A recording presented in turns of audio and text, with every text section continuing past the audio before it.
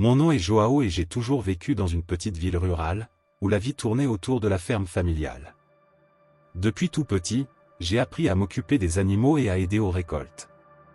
La routine était toujours la même, se lever avant le soleil, travailler dur pendant la journée et, le soir, se reposer pour tout recommencer le lendemain. Mes parents, Mariana et Pedro, étaient des travailleurs infatigables et attendaient la même chose de moi et de mon petit frère, Felipe. Depuis que je suis enfant, j'ai toujours rêvé de quelque chose de différent. Je voulais aller à l'école et apprendre plus que le simple travail au champ. Les histoires que nous entendions à l'école sur le monde extérieur me fascinaient. Je rêvais d'être plus qu'un simple travailleur rural. Je voulais explorer, découvrir et réaliser mes propres rêves. Mais, en grandissant, j'ai compris que ces aspirations ne correspondaient pas aux désirs de mes parents. Ils croyaient que le travail à la ferme était la seule façon d'assurer un avenir sûr. Chaque fois que je mentionnais mon désir d'étudier davantage, leur réponse était toujours la même: la vie ici est dure, et nous avons besoin de toi pour aider. Ma mère disait que l'éducation était un luxe que nous ne pouvions pas nous permettre, et mon père soulignait toujours que le travail au champ était la seule manière de garantir la subsistance de la famille. Bienvenue sur notre chaîne. Préparez-vous à être ému par une autre histoire inspirante de dépassement et de résilience. Rejoignez-nous et découvrez la puissance de l'esprit humain. Faisons ensemble ce voyage passionnant. Et n'oubliez pas de vous abonner à la chaîne pour ne manquer aucune de ces histoires. Quand j'ai eu 14 ans, la pression pour contribuer au travail à la ferme s'est intensifiée. Mes parents ont commencé à me forcer à travailler à plein temps, ignorant mes cours et mon désir de continuer à étudier. Je me sentais partagé entre suivre mes rêves et répondre à leurs attentes. La situation s'est aggravée lorsque mon père a décidé qu'il était temps pour moi d'abandonner l'école et de me consacrer exclusivement à la ferme. Il avait conclu un accord avec un ami pour me faire embaucher comme travailleur, et il n'y avait pas de place pour la discussion. Mes parents étaient convaincus que c'était le meilleur choix pour moi. Dans leur tête, je devais apprendre à être fort et à subvenir aux besoins de la famille. Mais j'étais de plus en plus angoissé, sentant que mes rêves étaient écrasés sous le poids des attentes et des responsabilités qu'ils m'imposaient. Je ne comprenais pas pourquoi quelque chose d'aussi simple que vouloir étudier semblait être une menace pour notre mode de vie. Je savais que je devais trouver une solution à cette situation, mais je ne savais pas par où commencer. La pression pour commencer à travailler à la ferme était immense. Je n'avais que 14 ans, j'étais maigre et sans la résistance physique que mes parents imaginaient que j'avais. L'idée de passer des heures sous le soleil, à porter des sacs lourds et à gérer les tâches ardues de la ferme me fatiguait rien que d'y penser. Je savais que je n'étais pas physiquement prêt pour cela et qu'en plus, le manque de sommeil et la mauvaise alimentation ne faisaient qu'aggraver la situation. Un jour, après une longue journée de travail, je me suis évanoui au milieu du champ. C'était une journée particulièrement chaude, et mon corps n'a pas supporté l'effort. J'ai été ramené à la maison, mais l'incident n'a fait qu'empirer la situation. Au lieu de montrer de l'inquiétude, mes parents étaient furieux et ont dit que je faisais juste semblant pour éviter le travail. Leur frustration était évidente, et je sentais que ma santé était ignorée au profit de leurs attentes. Le lendemain, mon père m'a appelé pour une discussion. Il était déterminé à ce que je retourne au travail, peu importe ce que je ressentais. Ma mère, à ses côtés, n'a pas mâché ses mots. Elle a dit que j'étais faible et que je devais apprendre à être responsable. Il n'y avait pas de place pour le dialogue ou la compréhension de mes besoins et limites. Ce qui importait, c'était que je contribue à la famille. C'est alors que l'ami de mon père, un agriculteur qui possédait une grande étendue de terre, est venu à la ferme pour discuter de l'accord. Mon père voulait que je commence immédiatement, mais l'ami, en voyant mon état, a hésité. Il a compris que je n'étais pas en état d'accomplir le travail ardu et a exprimé son inquiétude pour ma santé. Ce fut une petite lueur d'espoir pour moi, mais aussi un grand défi pour mes parents.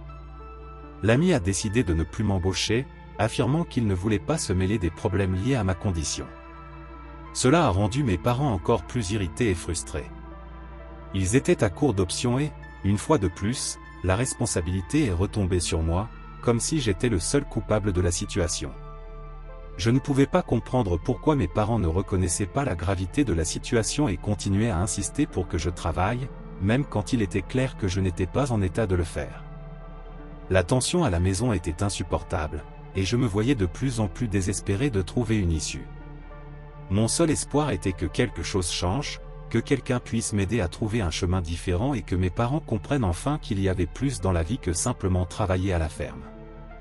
Avec l'ami de mon père refusant de m'embaucher, la situation à la maison est devenue encore plus tendue.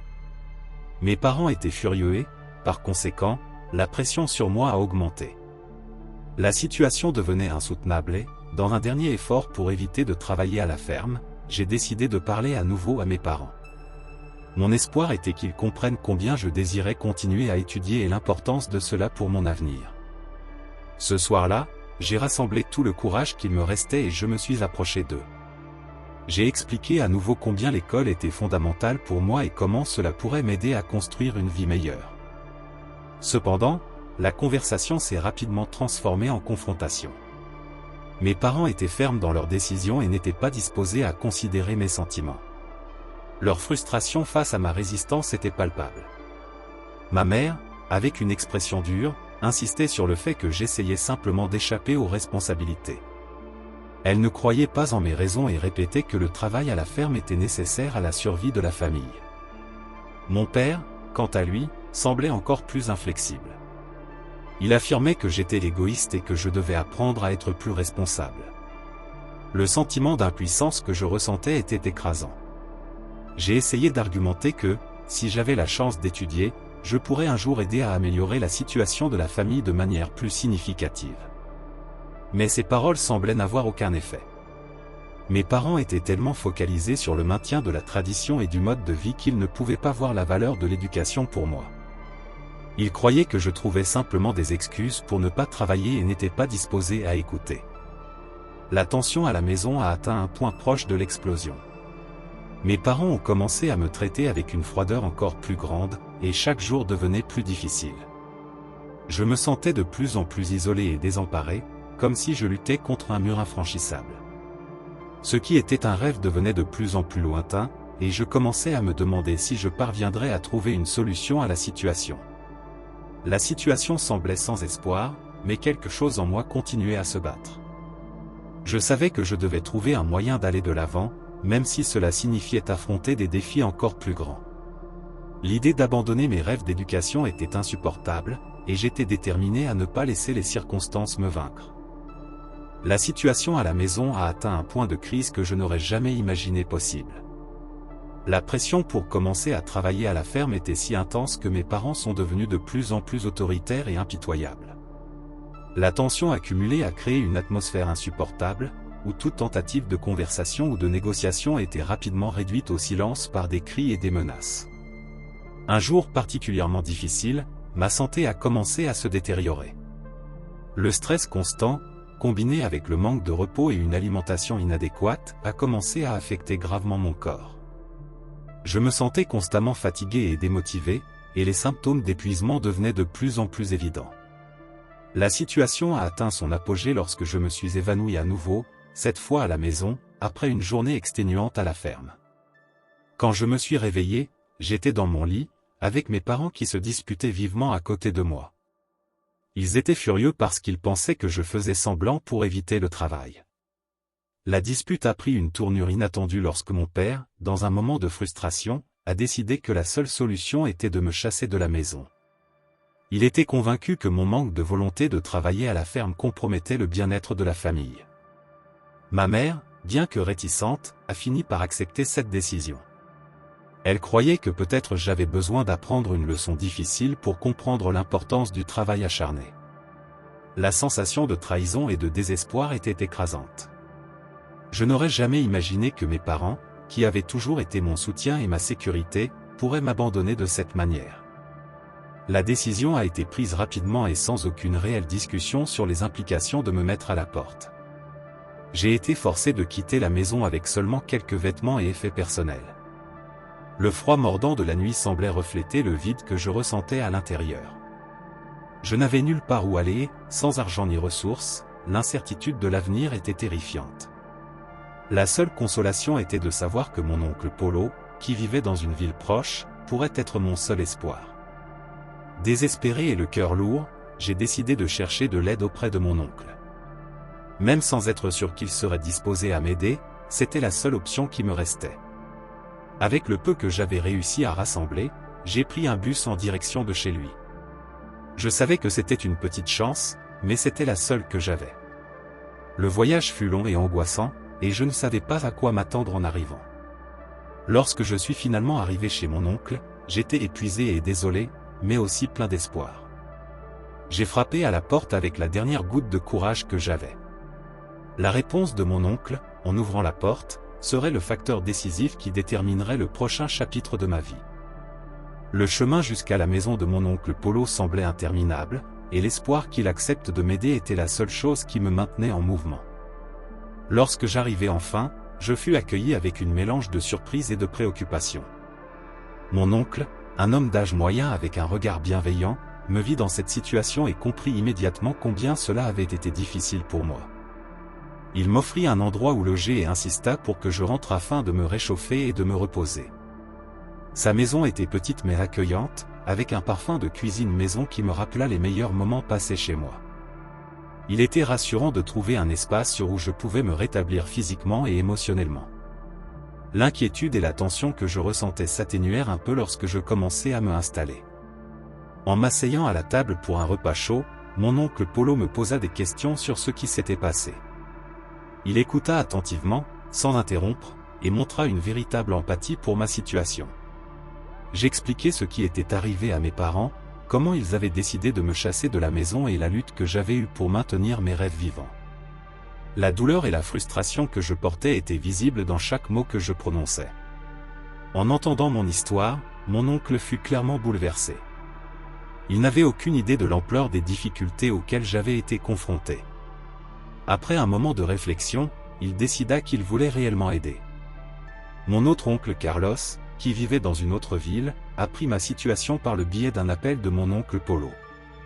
Il se proposa d'aider encore davantage, en offrant un endroit où je pourrais rester et une chance de repartir à zéro. La proposition fut un soulagement pour moi. Le soutien de mon oncle Carlos était exactement ce dont j'avais besoin pour commencer à reconstruire ma vie.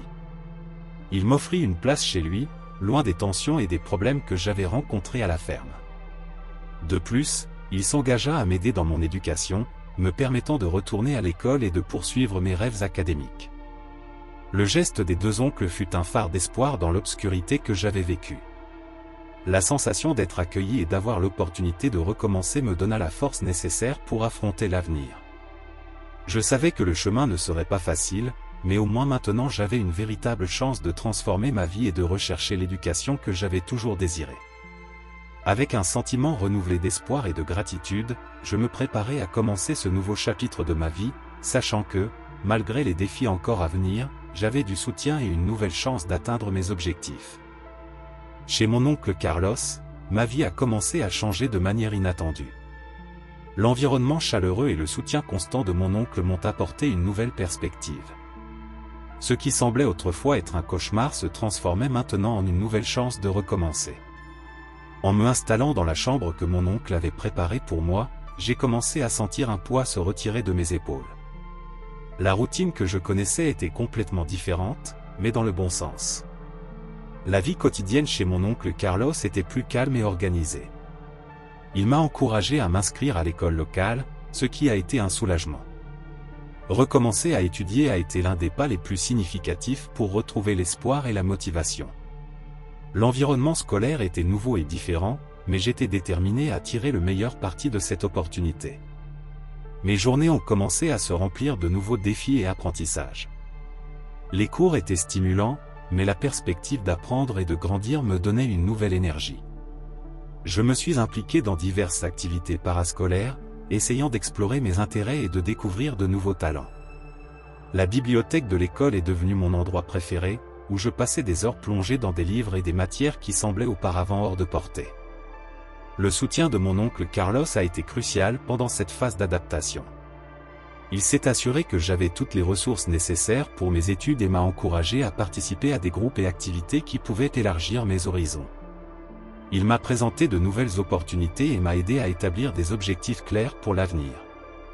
Ce soutien constant a été fondamental pour mon développement personnel et académique. En explorant de nouvelles opportunités, j'ai commencé à développer un sens du but et une vision plus claire pour mon avenir.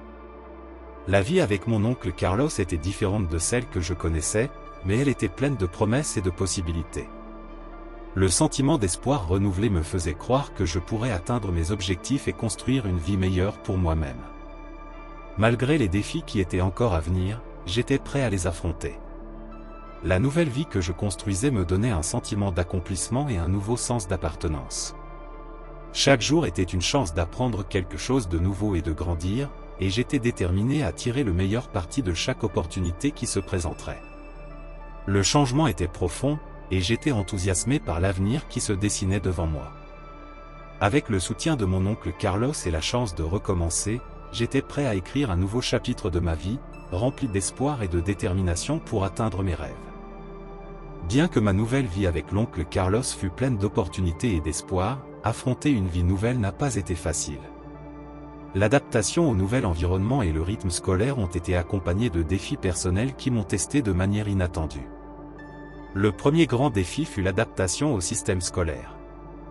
Bien que j'étais enthousiaste à l'idée de reprendre les études, la différence entre ce que j'avais appris auparavant et ce qui était enseigné dans la nouvelle école était significative. Je me sentais perdu dans plusieurs matières et, souvent, la frustration de ne pas pouvoir suivre les cours me laissait démotivé. Il y avait des moments où la montagne de tâches et d'examens semblait écrasante, et je me demandais si j'étais vraiment capable de surmonter les difficultés. De plus, l'ajustement émotionnel fut une bataille constante. Bien que l'oncle Carlos fût gentil et soutenant, le changement soudain d'environnement et la perte du contact avec ma vie et mes amis d'avant me laissaient avec un sentiment de solitude et de nostalgie. Parfois, je me surprenais à penser aux jours où ma vie était plus simple et je me demandais si les choix que j'avais faits me menaient réellement vers un avenir meilleur.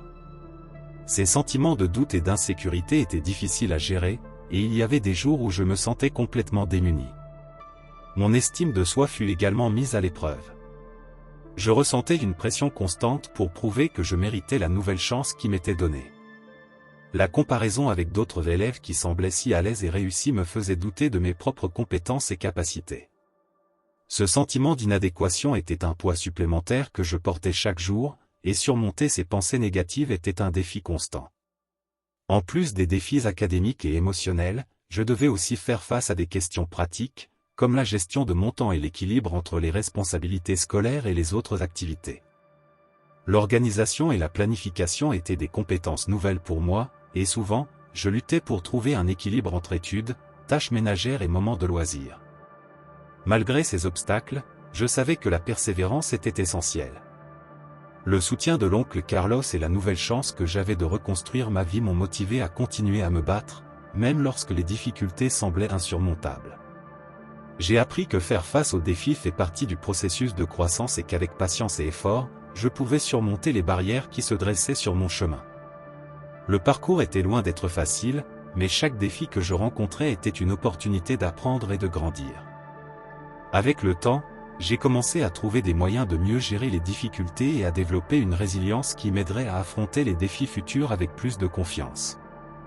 Un jour, une situation inattendue est survenue et j'ai dû retourner dans ma ville natale pour régler quelques affaires en suspens. L'idée de revenir à cet endroit, où j'avais affronté tant de difficultés, m'a rendu anxieux et nerveux.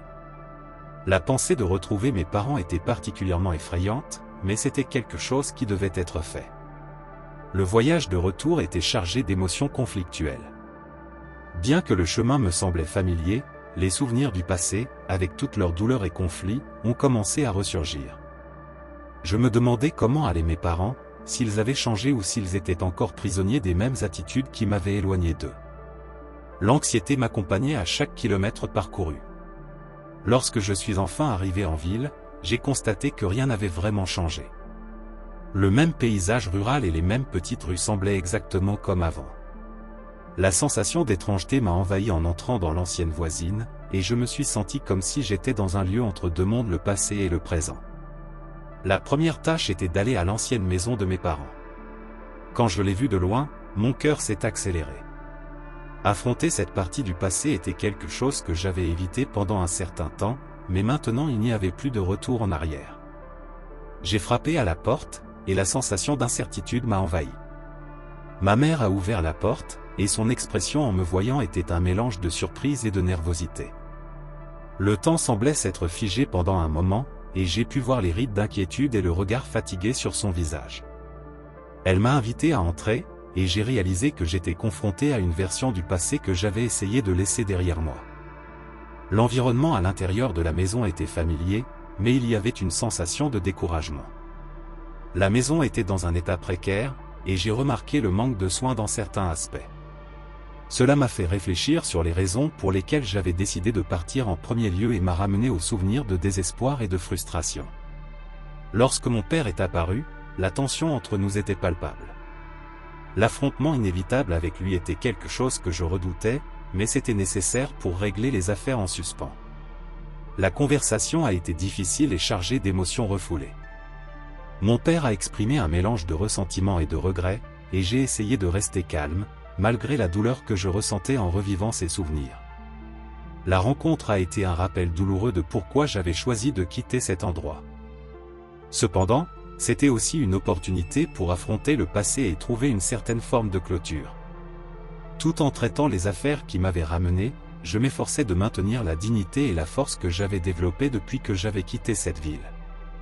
L'expérience a été un défi émotionnel et physique, mais, au final, ce fut aussi une chance de réaffirmer combien j'avais changé et grandi. Refaire face à mes parents n'a pas été facile, mais ce fut un pas important pour résoudre les affaires en suspens et aller de l'avant avec ma vie. Pendant ma visite dans ma ville natale, quelque chose que je n'attendais pas s'est produit. Alors que j'étais chez mes parents, j'ai commencé à percevoir des signes que leur situation était beaucoup plus compliquée que je ne l'imaginais. Le premier indice fut l'état général de la maison, qui était dans un état de détérioration évidente. Les murs étaient tachés d'humidité, et les meubles étaient usés et mal entretenus. Quelque chose n'allait pas, et j'ai ressenti un besoin croissant de comprendre ce qui se passait réellement. Ma curiosité m'a poussé à enquêter plus en profondeur. En organisant quelques documents anciens et papiers laissés dans la maison, j'ai trouvé une pile de courriers et de factures accumulées. La plupart étaient marqués de notifications de retard et de menaces de coupure de services essentiels. Il y avait des factures d'électricité, d'eau et même de téléphone, tout au nom de mes parents, avec des montants significatifs impayés. Cela m'a fait réaliser que leur situation financière était grave et qu'ils se débattaient pour maintenir les paiements à jour. En discutant avec ma mère, elle a mentionné de manière hésitante que l'entreprise familiale traversait des difficultés extrêmes. Elle a parlé de la diminution des travaux dans le domaine et de l'augmentation des coûts de la vie devenus de plus en plus difficiles à gérer. Sa voix portait un ton de désespoir que je n'avais jamais entendu auparavant, ce qui m'a fait réfléchir sur l'impact réel de leur situation financière. Quand j'ai enfin pu parler avec mon père, il a révélé une partie de la vérité que je ne connaissais pas. Il m'a raconté qu'après mon départ, la situation financière de la famille s'était encore détériorée. Le manque de travail et les dépenses imprévues avaient entraîné des dettes importantes, et il se battait pour retrouver une certaine stabilité. Le désespoir dans ses yeux et la frustration dans sa voix montraient clairement qu'il était dépassé et sans option claire. De plus, mon père a révélé qu'il avait essayé de diverses manières d'obtenir une aide financière, mais il faisait face à des rejets et des obstacles. Il a mentionné avoir demandé des prêts et même essayé de vendre certaines propriétés pour couvrir les dettes, mais rien ne semblait fonctionner. Le poids des responsabilités financières affectait clairement sa santé et son bien-être. Découvrir cette réalité a été un choc pour moi. J'avais imaginé que leur situation était difficile, mais je n'avais pas envisagé la gravité des problèmes qu'ils rencontraient. Cette nouvelle perspective m'a fait réfléchir sur la complexité de la vie et sur la manière dont les difficultés peuvent affecter les gens de façon inattendue. La révélation des problèmes financiers de mes parents a suscité un mélange d'émotions, compassion, confusion et un sentiment d'impuissance. Bien que j'ai été soulagé d'avoir pu régler les affaires en suspens, le fait de savoir que leur situation était si critique m'a amené à me demander comment je pourrais, d'une manière ou d'une autre, aider ou, du moins, comprendre mieux ce qui s'était passé. Avec la révélation des graves problèmes financiers de mes parents, j'ai commencé à faire face à un profond conflit intérieur. Je me retrouvais tiraillé entre le désir d'aider ma famille et la nécessité de suivre mon propre chemin, quelque chose pour lequel j'avais lutté au cours des dernières années. D'un côté, le sentiment de compassion et le désir d'aider ma famille me poussaient à revenir pour m'impliquer avec eux. Voir les difficultés qu'ils rencontraient éveillait en moi un profond désir d'alléger le poids de leurs préoccupations financières. Je savais que mon aide pourrait faire une différence significative, surtout étant donné qu'ils étaient si accablés et sans option claire. L'idée de les laisser dans un moment aussi critique me semblait égoïste et incompatible avec ce que je pensais être juste. D'un autre côté, le chemin que j'avais emprunté pour reconstruire ma vie était parsemé de défis propres. La nouvelle vie que j'avais commencée avec l'oncle Carlos était le résultat de nombreux combats et efforts. J'avais trouvé un nouvel espoir et la chance de recommencer, mais maintenant, confronté à la réalité de mes parents, j'étais face à la possibilité de compromettre ce progrès.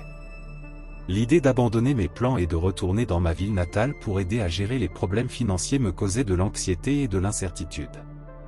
J'avais peur que cela puisse signifier un recul dans mon propre parcours et, peut-être, même un retour à un environnement que j'avais essayé de laisser derrière moi. Le dilemme était d'autant plus compliqué car je ne savais pas quel serait l'impact réel de ma décision. Aider financièrement mes parents pourrait ne pas résoudre tous les problèmes et pourrait, finalement, me mettre dans une position difficile. D'un autre côté, si je choisissais de me concentrer uniquement sur ma propre vie, cela pourrait être perçu comme de l'indifférence ou même de l'égoïsme. Ce conflit intérieur était une source constante de stress et de confusion. Je me retrouvais à réfléchir sur ce que signifiait véritablement aider la famille et si cette aide devait être directe ou s'il y avait une autre manière de contribuer sans compromettre mon propre progrès. Les doutes et les incertitudes s'accumulaient, et je me demandais s'il existait un moyen d'équilibrer ces deux aspects sans sacrifier ma propre stabilité et mon bien-être. Assis seul, en réfléchissant à toutes les options, je réalisais que ce conflit intérieur était une partie inévitable de la vie adulte et des responsabilités qui l'accompagnaient. Trouver un moyen de gérer ces sentiments conflictuels serait crucial pour prendre une décision qui soit en accord avec mes valeurs et mes objectifs personnels. Après avoir longuement réfléchi au conflit intérieur qui me tourmentait, j'ai pris une décision visant à trouver un équilibre entre aider ma famille et préserver mes propres rêves. J'ai compris qu'il était possible de contribuer à la résolution des problèmes financiers de mes parents sans compromettre le chemin que j'avais tracé pour reconstruire ma propre vie. Ma résolution a commencé par une approche pratique et stratégique. Je savais que mon aide devait être significative, mais aussi structurée de manière à ne pas nuire à mon propre progrès. La première étape a été de m'asseoir avec mon père et de discuter ouvertement de la situation financière de la famille. Je voulais mieux comprendre les détails et les besoins urgents, afin de pouvoir offrir une aide réelle et efficace. Décidé à trouver une solution bénéfique pour tous, j'ai proposé d'aider mon père à chercher des alternatives financières. Ensemble, nous avons commencé à explorer des options telles que les prêts avec des conditions plus favorables, et même l'assistance d'organisations locales offrant un soutien financier en situation de crise. De plus, je me suis impliqué dans la restructuration des finances de la famille, en aidant à organiser et à prioriser les dettes et les paiements les plus urgents. Cependant, tout en me consacrant à aider mon père, j'ai également établi des limites claires pour protéger ma propre stabilité. Je suis resté concentré sur mes études et mon travail, veillant à ce que mes responsabilités personnelles ne soient pas compromises. La tâche d'équilibrer ces deux fronts a été difficile, mais cruciale. Je savais que pour être vraiment utile à ma famille, je devais maintenir mon propre bien-être et progrès. De plus, j'en ai profité pour établir une ligne de communication ouverte et honnête avec mes parents. Cette transparence a aidé à soulager une partie de la tension et a permis à tout le monde de mieux comprendre les limitations et les possibilités. La collaboration a été essentielle pour garantir que l'aide fournie soit efficace et orientée vers les domaines les plus critiques. La résolution du conflit n'est pas venue sans difficulté. Il y a eu des moments de frustration et d'épuisement, et le besoin d'équilibrer mes responsabilités personnelles avec l'aide à ma famille a exigé un effort constant. Cependant, le sentiment de contribuer à améliorer la situation de mes parents, tout en préservant l'intégrité de mes propres rêves, a apporté un sentiment d'accomplissement et d'équilibre. Cette phase de ma vie m'a appris l'importance de trouver des solutions qui harmonisent différents aspects de notre existence. J'ai appris qu'aider les autres ne signifie pas nécessairement renoncer à nos propres objectifs, mais plutôt trouver des manières créatives et pratiques de soutenir ceux que nous aimons sans compromettre notre propre chemin. Après des mois de travail intense pour aider mes parents à surmonter la crise financière et maintenir l'équilibre dans ma propre vie, je me suis retrouvé face à un nouveau défi, retrouver les personnes de mon passé. Il était temps de faire face aux conséquences de mes choix et de voir comment ces décisions avaient façonné ma relation avec ceux qui avaient été des acteurs essentiels de mon histoire. Le retrouvailles avec mes parents ont eu lieu lors d'une réunion de famille, organisée pour discuter des progrès de la situation financière et évaluer l'impact des mesures que nous avions prises. C'était un moment chargé d'émotions et d'attentes. Il y avait une tension dans l'air, mélangée à l'espoir que cette rencontre pourrait apporter une clôture à certaines des blessures du passé. En arrivant chez mes parents, j'ai remarqué à quel point l'environnement avait changé. La maison était visiblement plus propre et organisée, preuve que nos efforts portaient leurs fruits. L'atmosphère entre nous semblait un peu plus légère, mais il restait une tension latente que je savais que nous devions affronter. Lorsque mes parents m'ont accueilli, il y avait un mélange de sentiments, soulagement, honte et même une légère lueur d'espoir. Ma mère, bien que légèrement hésitante, m'a salué avec une étreinte sincère. Mon père, avec un regard plus fatigué, m'a également salué, et j'ai pu voir la combinaison de gratitude et de regret dans ses yeux. Au cours de la réunion, nous avons discuté des progrès réalisés et de l'impact des mesures adoptées. C'était un moment d'honnêteté et de réflexion, où nous avons tous eu l'occasion d'exprimer nos sentiments et nos préoccupations. Mon père a fait un effort pour reconnaître l'impact positif de mon aide, et j'ai pu percevoir que, malgré les difficultés, il était sincèrement reconnaissant. Cependant, la réunion a également mis en lumière des questions non résolues et le poids des décisions passées. Les conversations difficiles sur les erreurs commises et les choix qui nous avaient conduits à cette situation étaient inévitables. J'ai dû faire face au fait que, bien que j'ai fait de mon mieux pour aider et trouver un équilibre, le passé avait encore ses conséquences et les blessures ne se cicatrisaient pas instantanément. De plus, cette rencontre a été une opportunité de réaffirmer l'importance du dialogue et de la compréhension mutuelle. En discutant de ce que chacun d'entre nous avait appris de l'expérience, il est devenu clair que nous essayions tous de trouver un chemin vers la réconciliation et la guérison. C'était un processus graduel, mais nécessaire pour rétablir les liens et avancer vers un avenir plus positif. Cette réunion m'a aidé à comprendre que, même lorsque nous cherchons à changer et à grandir, le passé continue de façonner qui nous sommes et comment nous interagissons avec les autres. Faire face à ces conséquences et travailler à résoudre les questions en suspens a été une étape importante dans le processus de guérison et de réconciliation, tant pour moi que pour ma famille.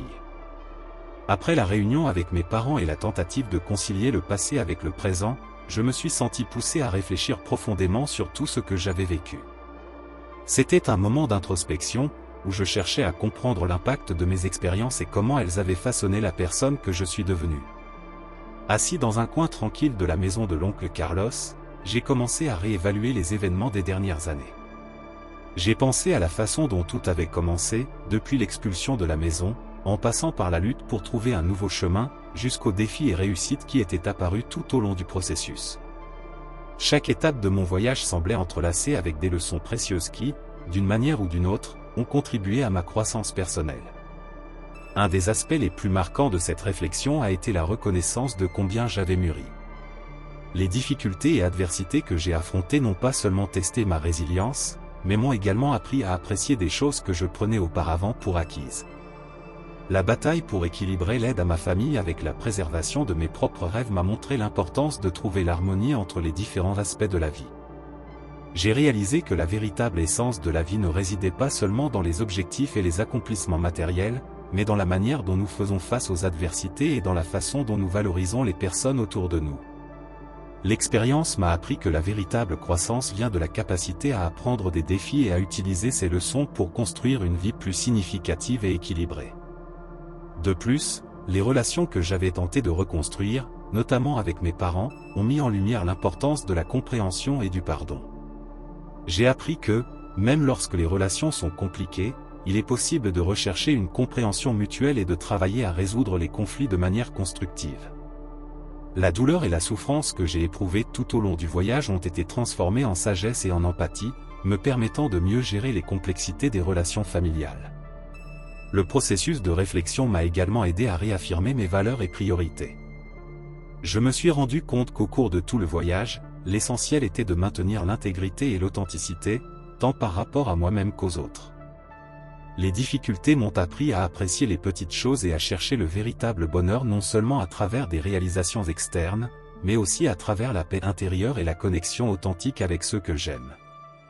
J'ai conclu que, malgré les difficultés et les défis, chaque expérience avait un but et contribuait à mon développement personnel. Le voyage a été rempli de hauts et de bas, mais chaque étape m'a rapproché d'une compréhension plus profonde de ce qui compte vraiment dans la vie.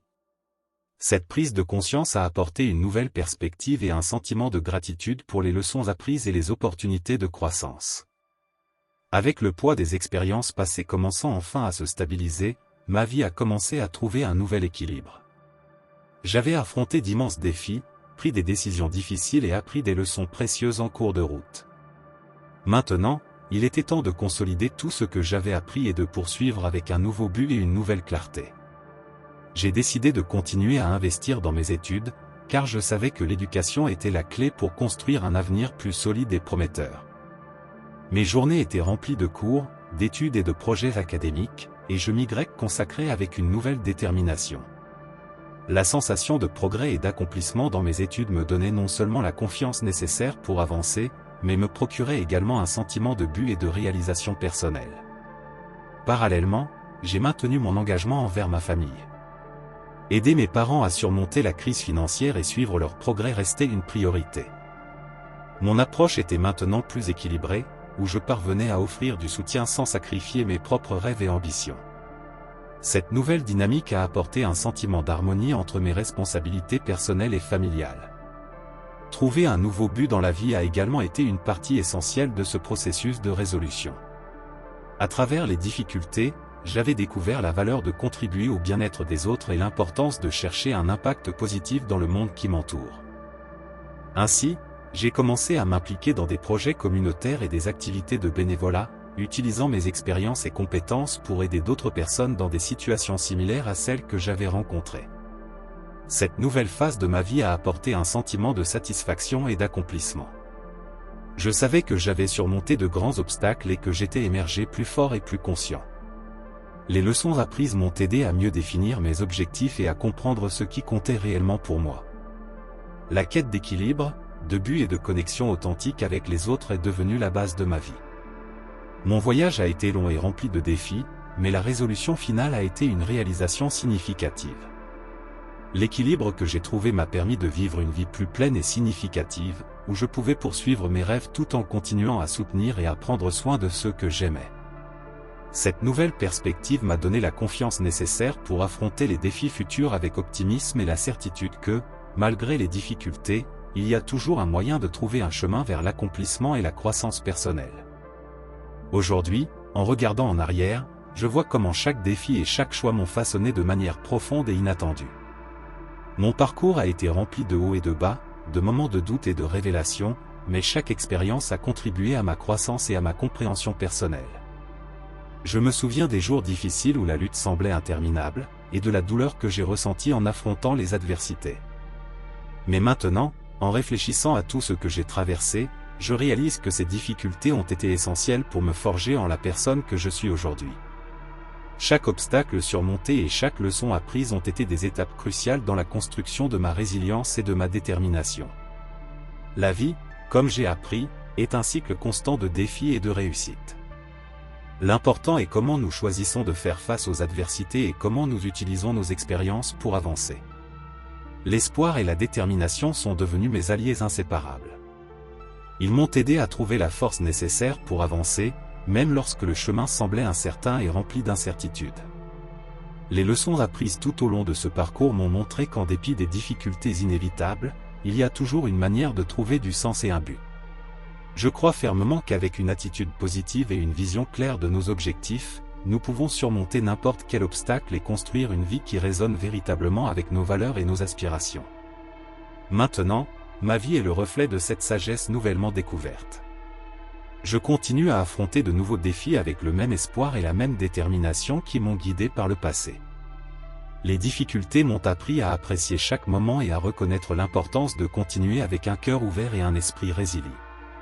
En regardant vers l'avenir, je garde la certitude que chaque pas franchi, chaque difficulté rencontrée et chaque réussite obtenue sont des parties intégrantes de mon parcours personnel. Et c'est avec cette perspective que je continue à avancer, en embrassant la vie avec un esprit renouvelé et une détermination inébranlable pour transformer chaque défi en une opportunité de croissance et d'apprentissage. Si cette histoire t'a ému de quelque manière que ce soit, prépare-toi à être encore plus ému avec cette vidéo qui apparaît maintenant sur ton écran. Le millionnaire a mis la serveuse et sa fille de 10 ans à la rue. Des années plus tard, cela se passe.